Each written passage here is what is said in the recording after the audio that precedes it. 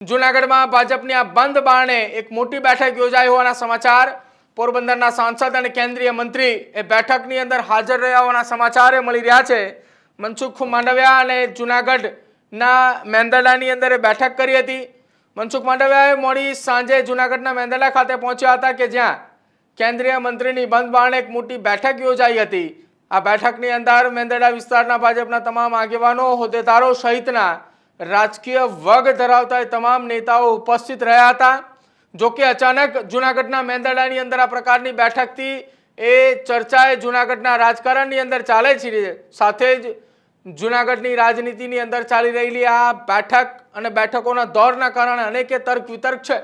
જો કે મેંદરડા ખાતે મળેલી માર્કેટિંગ યાર્ડ નજીક આ બેઠક એ 3 કલાક જેટલા સમયની અંદર ચાલી હતી અને 3 કલાકના સમય દરમિયાન જૂનાગઢના મેંદરડામાં મળેલી આ બંધ બારણે બેઠકની અંદર મોટા એ નિર્ણયો લેવાયા હોવાની વાત સામે આવી રહી છે.